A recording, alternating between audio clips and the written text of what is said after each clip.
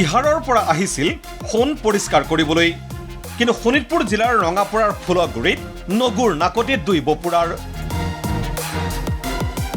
বিহাৰৰ বাংকা জিলাৰ কাৰাহাৰা গাঁৱৰ প্ৰভাত শাহ আৰু নীৰজ কুমাৰ শাহ নামৰ এই দুই যুৱকক প্ৰবঞ্চনাৰ উচিত শিক্ষা দিছে স্থানীয় ৰাইজে। সোণ পৰিষ্কাৰৰ নামত গৰাকীক লুটি নিয়াই হ'ল এওঁলোকৰ মূল উদ্দেশ্য। ফুলগুৰিৰ নেপালী পামৰ অজয় বিশ্বকৰ্মাৰ বাসগৃহত উপস্থিত হৈ দুয়ো সোণ পৰিষ্কাৰ কৰাৰ কথা জানিবলৈ দিয়ে গৰাকীক।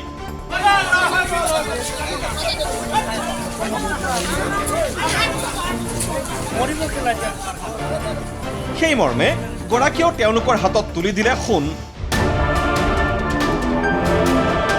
কিন্তু পৰিষ্কাৰ কৰাৰ নামত প্ৰকৃত সোণখিনি আঁতৰাই তামৰ টুকুৰা দিলে গৰাকীৰ হাতত। আংঠি বনাই দিম বুলি কিনে সোণটো লৈ গৈছে, পিতলটো দি গ'ল আৰু চাফা কৰি দিম বুলি কিনে। অৱশ্যে সন্দেহ হ'ল অজয় বিশ্বকৰ্মাৰ। হিন দেৰি নকৰাকৈ স্থানীয় এখন জুৱেলাৰীৰ দোকানত নি পৰীক্ষা কৰোঁতেই পোহৰলৈ আহিল সমগ্ৰ ঘটনা। লগে লগেই পলাবলৈ চেষ্টা কৰিছিল দুয়ো, কিন্তু 100 গৰু মাৰিলে বাঘৰো মৰণ হোৱাৰ দৰেই দিন বেয়া আছিল প্ৰভাত শাহ আৰু নীৰজ কুমাৰ শাহৰ। পৰিণতি এয়া।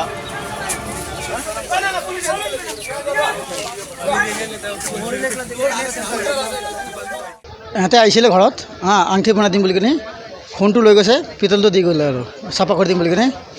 আজি পিছত তাহাঁতে পলাই গৈছে, পিছত এই ৰাস্তাত ধৰি লৈছে আৰু। ইহঁতে দুইজন আছিলে। মোৰ ঘৰ ফুলগুৰি নেপালী পাম, নাম অজয় বিশ্বকৰ্মা হয়। হয় হয়।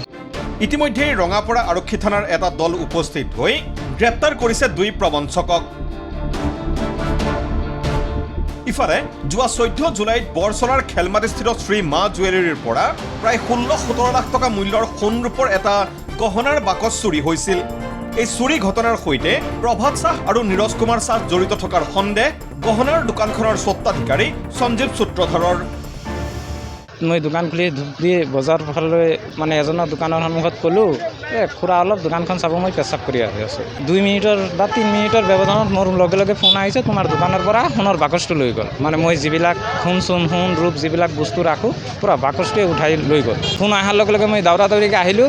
চবে চাই ক'লে পালচাৰ টাইপৰ বাইক দুখনে উঠাই ইফালে বান্দৰমাৰী ফালে ওলাই গ'ল। কিন্তু বান্দৰমাৰী CCTV ফুটেজত, বান্দৰমাৰী তেল ডিপু ফুটেজত তাহাৰ NS পালচাৰত যে মোৰ মালটো লৈ গৈ আছে বাকচটো, বাইকটোৰ নম্বৰটো ধৰিব নোৱাৰি, চেহেৰাটো ধৰিব নোৱাৰি। কিন্তু ইয়াত আজি যিটো চুৰ ধৰা পৰিছে আমাৰ ফুলগুৰি চেণ্টাৰত, ইয়াৰে এজন আছিল। সেইদিনা মঙলবাৰে মোৰ দোকানৰ মোটামুটি ধৰি লওক না 10ৰ পৰা 15 হাত দূৰত 3-4জন তাহোন গেডাৰিং কৰি আছিল, মানুহে চাইছে। তাৰে ভিতৰত এজন মোৰ সন্মুখত আছে, কোনে চাইছে।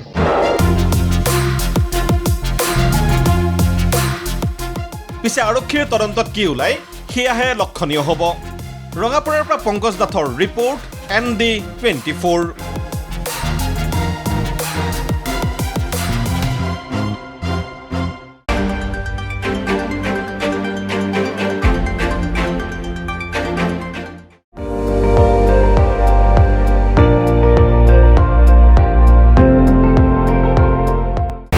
আপুনি চাই আছে ND24, সৰ্বশ্ৰেষ্ঠ নহয়, সৰ্বোত্তমৰ দৌৰা।